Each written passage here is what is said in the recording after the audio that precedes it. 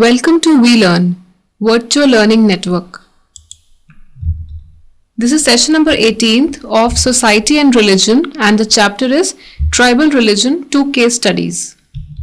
Topics to be covered are Tribal Religion in a State of Simplicity, Tribal Religion Seeking Theological Complexity, and Cross-Cultural Comparison. Tribal Religion in a State of Simplicity. The Birhors are a nomadic hunting and gathering tribe. They are numerically a small population located chiefly in the Chota Nagpur Plateau and sporadically found in Orissa, West Bengal and Madhya Pradesh. They move about in small groups, snaring monkeys, tracking hare, deer or other games and collecting rope fibers, honey and beeswax. During the rainy season, they camp in tiny leaf huts called kumbh and make wooden vessels and plait ropes, weaving them into hunting nets.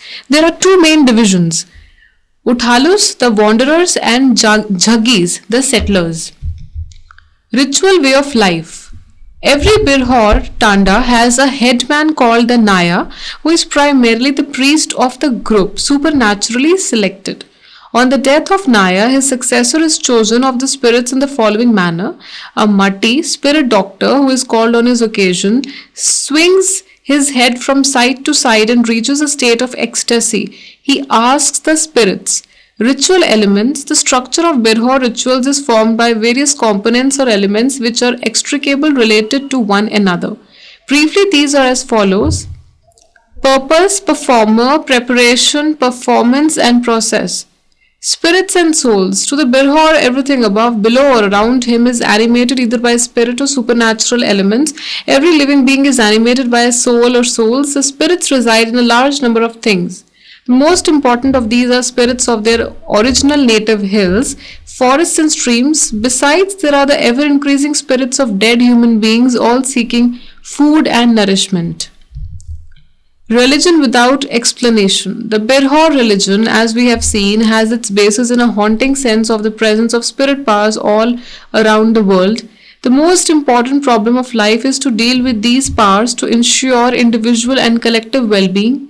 The solution that Birhor society has found is to seek conciliation and communion with the more definite and potent personal spirits and to deal with the more indefinite and impersonal choices by way of control. The Birhor Supreme Spirit, Singh Bonga, is a creator of the world, but he does not take any active part in the direction of the universe and in the affairs of human beings. The other spirits, friendly and unfriendly, are the potential source of good luck and bad luck. The common human being enters into the spirit world when he or she is asleep, and all Birhors become one with the spirit by eating the sacrificial meat. The Khasis are matrilineal, inhabiting the Khasi hills of Meghalaya. In the past, as shifting Jhum agriculturalists, they had to move from one place to another in about 20 to 30 years cycle. Swine husbandry as part of the shifting agricultural system was another source of their livelihood. At one time, each village has had a 32 small patch of forest preserved in a virgin state. The Khasi deities representing various elements of nature reside in these sacred groves. Cutting live wood from these forests was considered a taboo. It was believed that the spirit would squeeze the neck of the offender. However, one is not allowed to remove the dead wood. This traditional setting has changed considerably in course of time. With the increase in population and relative decrease in the carrying capacity of land, the Khasis have changed their Jhum way of life. On the introduction of the new method of cultivation, the community rights in land has changed. The post-independence development schemes have drifted them to new occupations, and yet the forest farming continues to some extent. Paddy, potato, betel nut, betel leaf and banana remain their main products of cultivation. So paddy, potato, these all were their main products of cultivation and livelihood. The larger body called Darbar Bima or State Assembly reigned supreme in all judicial matters and was known as Ka Darbar Bali, the Assembly of God. The system was adversely affected by the establishment of the British Raj, and now most of the functions of the traditional political organization are performed by the district council and state government. Encounter with Christianity. Following the British Raj, Christian missionaries made inroads to the Khasi hills. At the beginning, conversion was vehemently opposed by several English-educated Khasis. Prominent among them were Jeeban Roy, Sibacharan Roy, Hammurabi Ding Do, and Rash Mohan Roy. The challenges of Christianity were met in the following manner.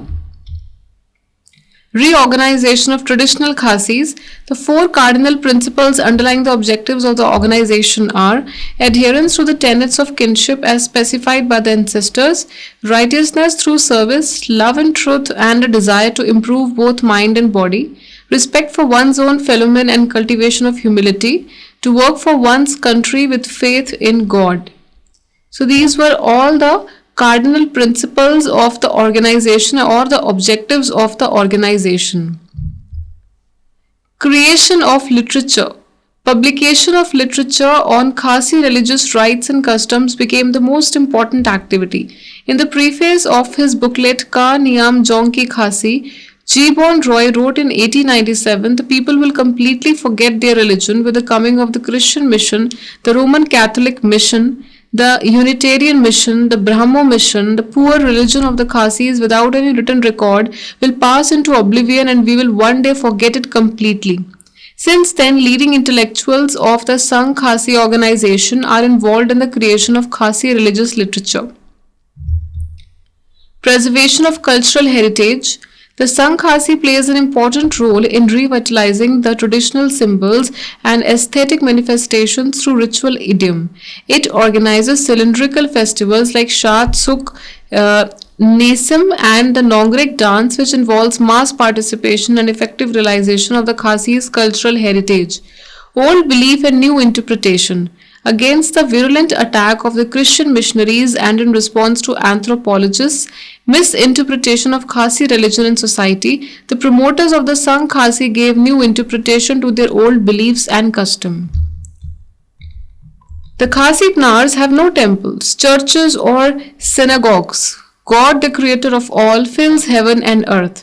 Every bit of ground is therefore sacred and no particular part or portion can be held as holier than the other. They also have no saints or martyrs or any system or established priesthood, for their creed is that each man must save himself by his own actions, living justly, observing and obeying the word of God transmitted to him through the advice of his parents.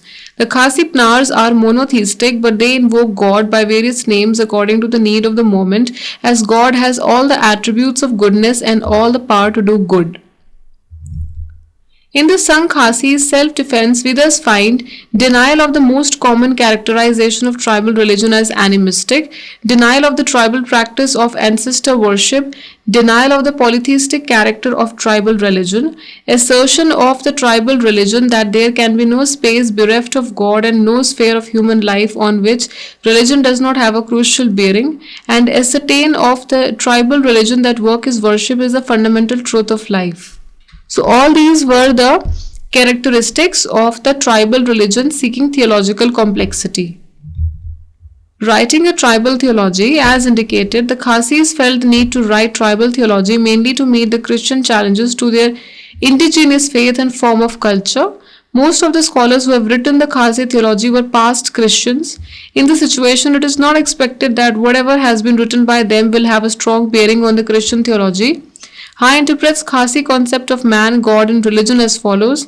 Man. The Khasi concept of human being is similar to that of the Zeus. A Khasi believes that God made her or him, which means that he made him or her a full-fledged human being to inhabit this world.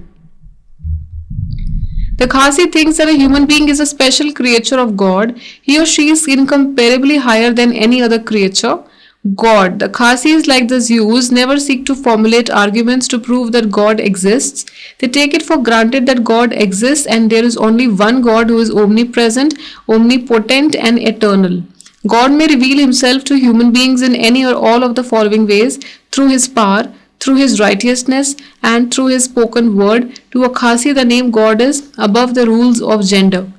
So God may also reveal himself to human beings through his power, through his spoken word or through his actions or righteousness. Religion.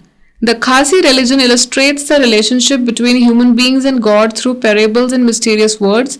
According to Khasi, religion is the relationship between them and God, and this relationship is governed by two factors, namely Ka Niya and Ka Jutang, reason and covenant. The principal reason for human beings is that he or she is a creature of God. The changing worldview. The changing worldview of the Khasis as reflected in their theology is to be seen in the perspective of changing environment. As Saraswati 191 points out, unlike the modern societies, a basic characteristic of all traditional societies is that there is no gap in the knowledge and existence. The moment a tribal society loses this unique feature, its purity and distinction are lost forever.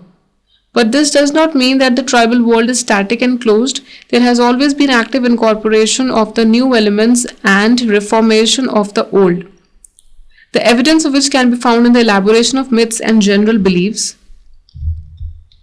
Cross-cultural comparison is there. Birhor, hunter, gatherer. Khasi is a shifting agriculturist.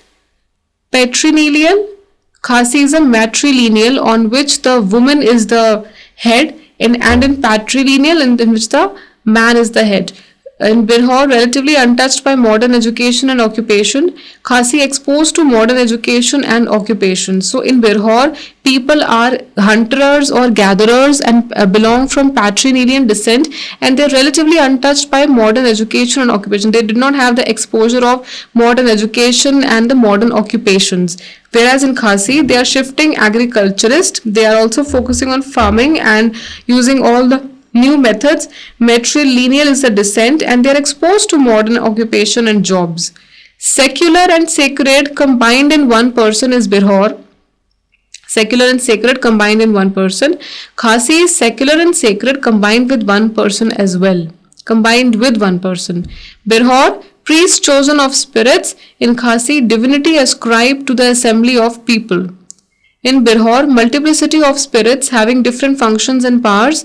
Khasi, God with diverse names indicating different functions. So in Khasi, there is divinity rather than priest. Divinity ascribed to the assembly of people, to the assembly of people where people are collected, where people are united. And also God has diverse names indicating different functions according to different religions. But God is one. And in Birhor, multiplicity of spirits is there. In Birhor, world filled with spirits. The Supreme Spirit created the universe. Distinction between benevolent and malevolent spirits recognized. And in Khasi, God is omnipresent and God is the creator. Distinction between God and devil is maintained. In Birhor, spirits are distinguished by gender, but in Khasi, traditional sexual distinction of God, these are de-recognized. In Birhor, there are sacred groves, whereas there are sacred groves also in Khasi. In Birhor, ritual space not restricted to man-made structures and cause of natural phenomena and happenings in life recognized, but in Khasi, ritual space is not restricted to man-made structures and cause of natural phenomena and happenings in life is recognized. Again, that is the same point. In Birhor, divination, rice and cock sacrifice. In Khasi, divination, rice and cock sacrifice is there. Taboos are there in both the things. Spirit powers are controlled, averted or repelled by man. That is there in Birhor. In Khasi, man is subjected to God's reward and punishment. In Birhor, clan and ancestral spirits are worshipped, and that is the same. In Khasi, man has only one soul, whereas in Birhor, man has two souls. In Birhor, cremation, and again that is the same. Primacy of ritual without explanation in Birhor, and in Khasi, primacy of theological explanation. So that was all about religion and how things evolved over at that point of time. These are some of the questions. You have to do it yourself. Describe at least two features in which the Khasis differ from the Birhors. Question next, in self-interpretation, what makes a tribal truly religious? That's all we have in the session for you. Thank you. Happy learning. Be learning.